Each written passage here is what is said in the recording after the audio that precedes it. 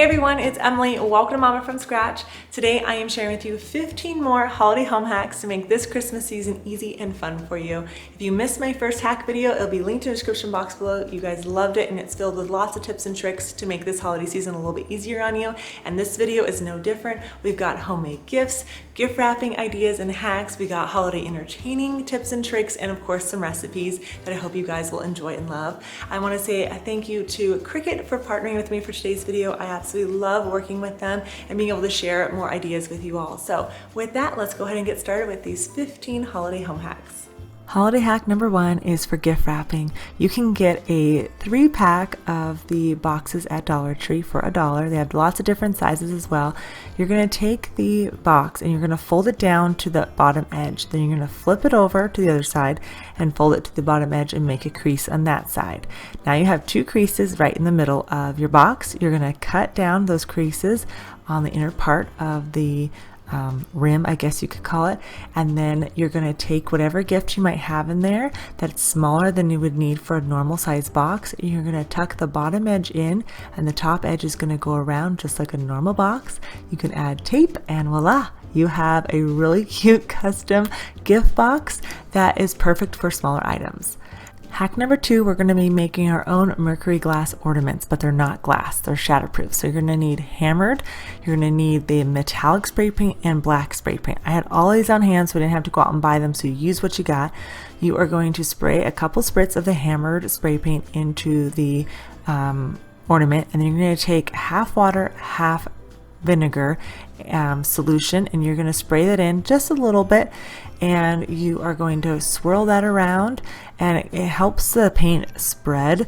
And then you're just going to start adding a little bit more spray paint at a time and kind of swirl it around. See how it's spreading? Isn't this cool? And this will be a shatterproof ornament, and this is a really large ball that Dollar Tree carries, which is great. They have small and large, and it's $1, so it's really nice.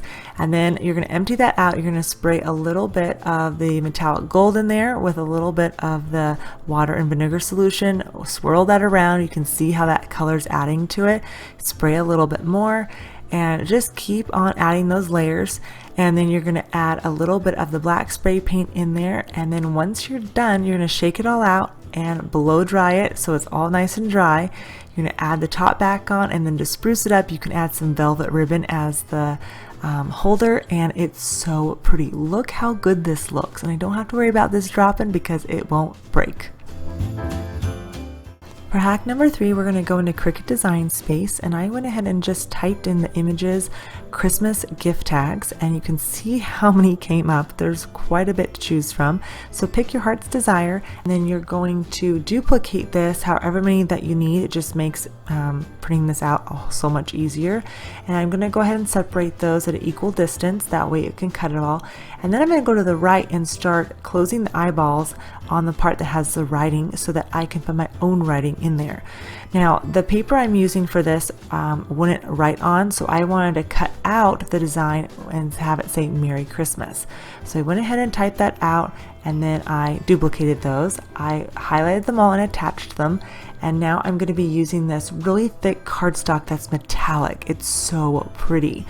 And I went ahead, when I went to go cut this, I put in the type of cardstock that it was and went ahead and started having the machine cut it.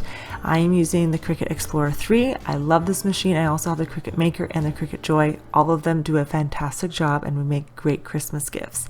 So all I did was weed out the excess, and now I'm just taking my spatula tool and pulling that out and then weeding out any of the excess that I don't want on there. Look how pretty these are. These are so easy, and then if you want to use regular cardstock, you can have it right with pens. It's really fun and customizable. And so I went ahead and attached this to my fresh homemade sourdough bread. If you want to learn how to make this, stay tuned until the end. I will share the recipe with you. But I just took some regular twine and wrapped it into a bow, and you can obviously put some cellophane around it to wrap it up completely, but I just love this idea. If you have a stubborn price tag that doesn't want to come off plastic or the thing, get your blow dryer out, blow dry it on medium, not too close, especially if you have plastic on the wrap like this one does, and just warm it up and watch it peel off in one piece. without breaking the seal. Is that cool or what? It's great for removing labels off of decor as well. So I just wanted to point that out. You can use it for gifts as well. This next tool is something you're going to want to add to your tools for gift wrapping. It wraps around the wrapping paper and it has a blade in it. So all you have to do is go straight down and it cuts the paper nicely. There's no jaggedness to it. It's awesome, super easy, and then you can also use it just to cut the other part of the paper as well. So you don't need scissors for this, and it's just a great, easy tool to use, and I really like it. Now, if you're going to be wrapping, you're going to want tape. This one is another game changer. This actually hooks onto your table or work surface, and it adjusts up and down, so you can figure out what height you need it at, and it also adjusts 360 degrees, so you can have it turn, and it makes it so much easier for getting that tape when you're ready to wrap your gift.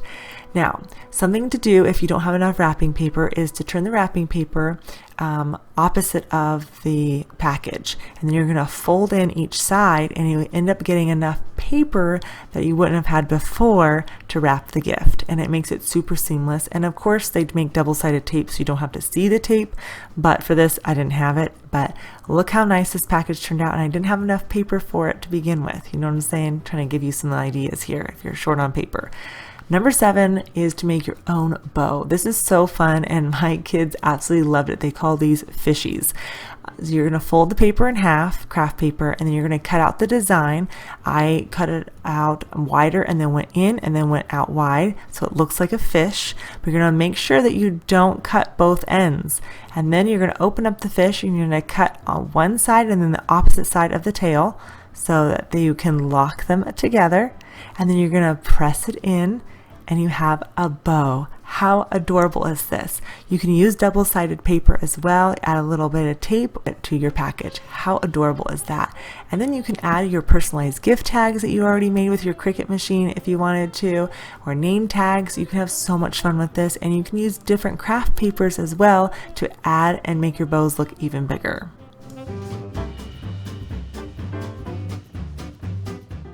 Number 8 is a tree skirt.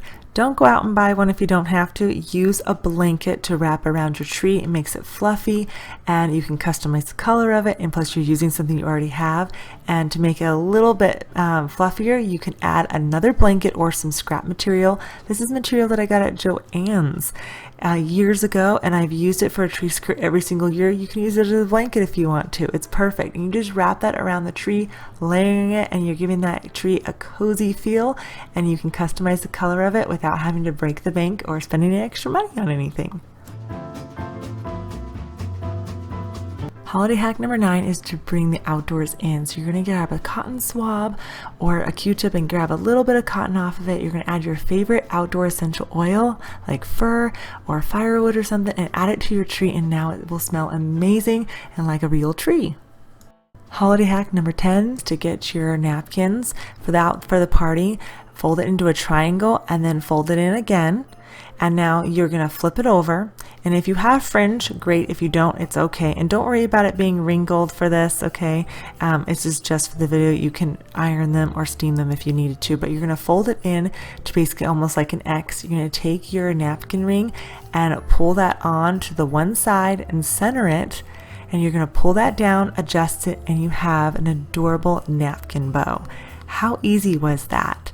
And the fringe is laid out and it's just beautiful. But let's say you don't want to see the fringe side, you don't want it to look too wild. Fold it again the way you were begin with, and now leave that inner side upward. Don't flip it the other way. If that makes sense. Fold it in the same shape. Take your napkin ring and again push it onto the sleeve, and then pull in the other part of the side bow and adjust the way you need to. And now you have a beautiful napkin setting for the holidays that required absolutely no skill. Holiday hack number 11 is you're going to make your own gift tags and stocking tags. So go into Cricut Design Space, type out what you want, attach it. That way it doesn't move on you. And then you're going to pick whatever you're using. I use this premium shimmer vinyl here, and I'm going to take off the excess, and then I'm going to weed out the excess on the letters with my weeding tool here. And then I'm going to take some Cricut transfer tape. I'm going to cut out a small strip of it, put it over the lettering, and then take my scraper tool and scrape that on, make sure it's all attached, and you're going to peel that off, and then you're going to add that to whatever gift tag that you want to.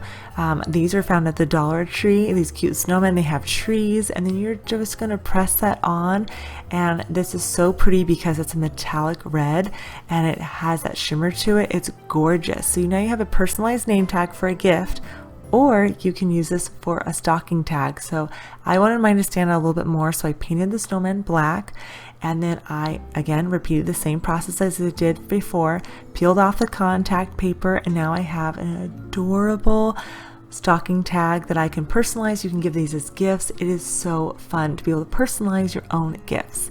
So a friend wanted a Christmas sign for her porch, and so I was like, okay, I can make that. She said, I want a really cute, adorable snowman.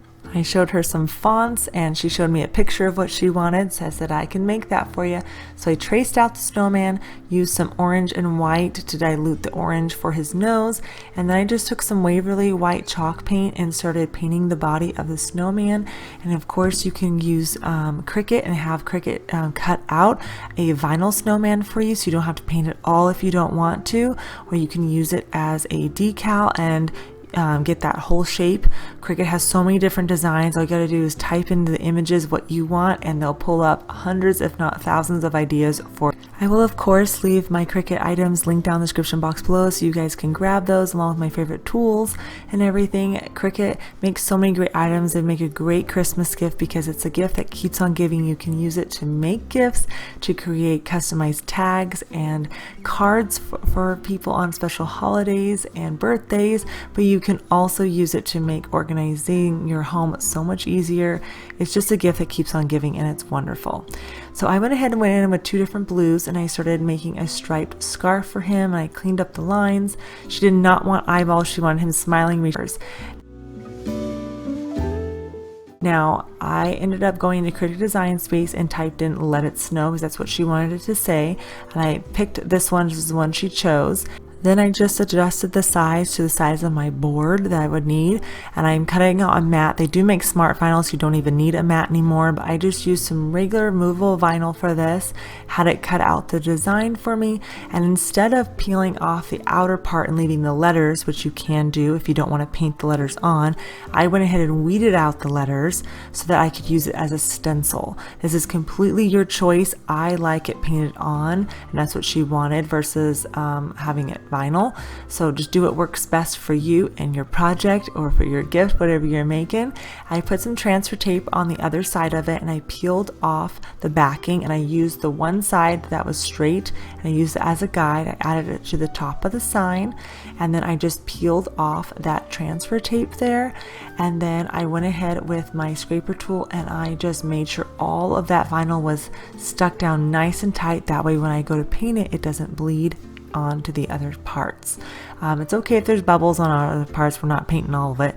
And I just went ahead and dabbed in the snowflakes, and then I went ahead and painted in the letters, and I kind of make sure that it looks like it's hand painted on there, so it doesn't look like I used a stencil. And then I took some white just to highlight the snowflakes a bit, and I think that turned out really well. I removed that once it was dry, and this is how the sign turned out. You can see the shimmering in the snowflakes from the glitter. I absolutely love it, and most importantly, she loves it. And it's just so much fun to make a homemade gift for somebody. So be sure to check out Cricut. I want to say thank you to them for partnering with me for today's video. Everything will be linked in the description box below, and it's something that you can also turn into a business if you wanted to as well. Lots of possibilities with Cricut. Hack number 13 is we're going to be making hot chocolate balls. This was so much fun. The boys absolutely loved doing this. So you're going to melt your chocolate. You can do it on a double broiler, or you can do it in the microwave. Basically make it so that it's nice and soft and liquidy, and then you're going to fill your molds. These molds are really nice. I'll leave those linked down below for you. You're going to get your toppings. I use these peppermint patties that I broke, and then I'm going to use some marshmallows. You're going to pop that into the freezer for about 10 minutes or so until they're solid. You're going to pull them out of the molds, which was really easy because the molds are very thin and so they're really pliable. You're going to fill half of them with hot chocolate mix, whatever toppings you want. So I did a few with marshmallows and a few with peppermint patties and marshmallows. And then you're going to heat up a dish and you're going to roll the other one on there to melt it, and it's going to seal that to the other piece of chocolate. It's really cool the way this works. And if you're afraid that it didn't seal enough, it's okay. Take the whole ball and roll that on the hot plate, and then just ring around the edge there, and now it's completely sealed.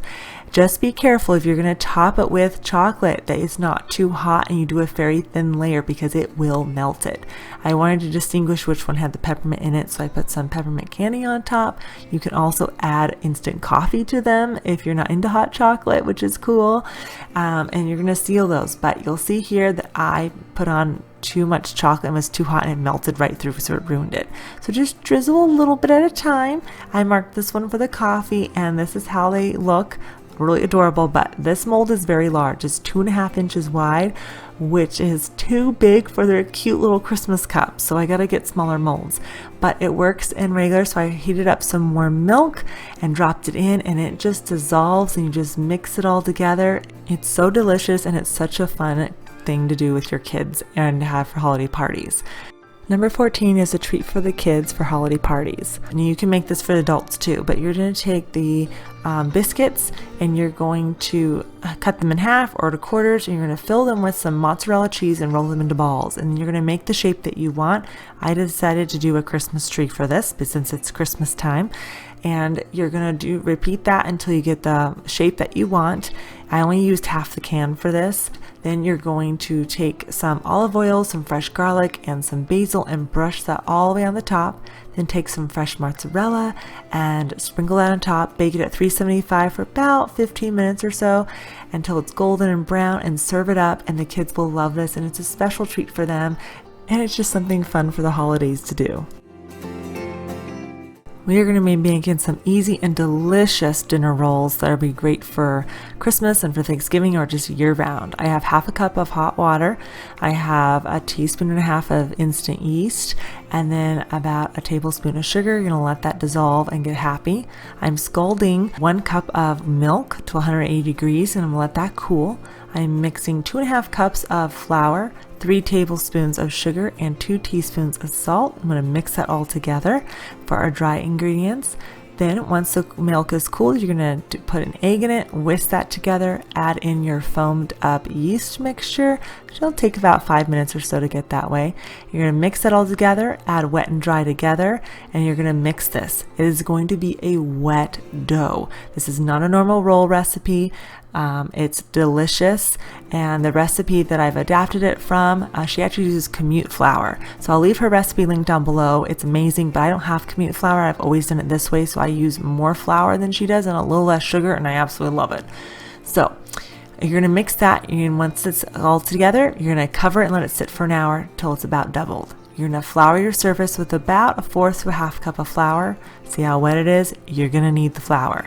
Drop that all on there, and then you're going to add some more flour, and you're just going to work that into a ball. You're not kneading this dough at all, okay?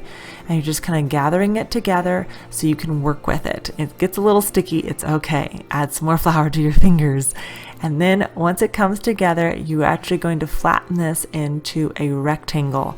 And probably about 8 to 20 inches wide is about the dimensions that you're going to want to put it in. Just add lots of flour on the bottom, okay? Because it's still a wet dough. It's not your traditional roll dough, but it's so delicious. And so once you're going to pat that in, you're not going to roll it. You're going to pat it into that position, okay? And once you get into that position, you're going to cover it in some melted butter, okay? This is what makes it yummy. It's already yummy, but it makes it extra delicious with some butter, okay? Then you're going to take it and you're going to fold it in half. And of course, because I'm filming it, it decides to be a little too wet on the bottom and stick. So, yep, it doesn't always work out the way you want it to, but it doesn't change the taste of it. It's still delicious. You're going to fold it in half, and then you're going to fold it in half again. Okay? So it's going to look really tiny. You're probably going, what on earth are we doing here? Don't worry. It makes it really delicious. I promise you. You're gonna get your bench scraper and you are going to cut it and to about 1.5 inches wide pieces. Okay, just cut it down. You'll get anywhere between 10 and 20 slices depending on how wide you patted it. I spray my pan with some oil and then I'm gonna place them just a little bit apart so they're not quite touching. That way they have room to rise, and you're gonna cover it and let it sit for about 20 to 30 minutes. Then you're gonna put it in the oven at 425 for 5 minutes on the middle rack, 5 minutes on the bottom rack, give or take, until they're nice and brown, but not too brown because the bottom will burn, and they're done. Okay, it's super quick, easy. It's not a fussy dough at all. And these just came out of the oven, so they're super hot, but they peel right away from each other. Look at that. Isn't that nice? And the bottom is not burnt. It's just a little crispy. It's so good. They are soft pillows of sweet, buttery dough. They are amazing. Anytime I make these, they are gone, and they are so worth it. Yum, yum, yum. All right, you ready to make this beautiful Christmas tree bread? Here we go. All you're going to need is a sourdough starter. Now, if you don't have this, I'll share a recipe in the description box for you without that. But I feed my starter, and this will be my leaven, okay? And I let that sit on the counter until it has at least bubbled and gotten active. So I take 400 grams of water. This makes 2 loaves. Look how beautiful this is. Bubbly and gorgeous. Now you're going to add this to the water and it should float. If it doesn't float, it means it's not really active, but mine has sunk before and it's made beautiful bread, so do what you need to. I add 90 grams of milk to this. I use heavy whipping cream and I dilute it with water. I mix that. I add 900 grams of flour. Okay, I know a lot of flour. It's about 7 or so cups. And then I'm going to mix this all together, and this actually will be a wet dough as well. I've made this in the past without it being sourdough, and it's called a no-knead bread. It's super simple. I'll put the recipe here up on the screen, but you're going to want the dough to look the exact same way. You're just not going to stretch or fold it the way we are going to do in this recipe. I'm going to let this sit for about half an hour to an hour, and then we're going to add a salt mixture. We're going to add water and salt. You just want the water so that the salt kind of spreads out evenly in the dough. I'm doing 20 grams of salt in the water, and then we're going to use our hands and we're going to stretch this and knead it into the dough. But we're not really kneading it, if that makes sense. We're just incorporating this into our dough. Work it really well, and then once you get that worked in, you're just going to cover it and let it sit out on the counter covered for a few hours, and you're going to stretch it every few hours if you want to. If you don't want to do that, you don't have to. You can just pop it into the fridge and let it sit overnight and you'll be ready to go. This dough, look how big it is. It's beautiful.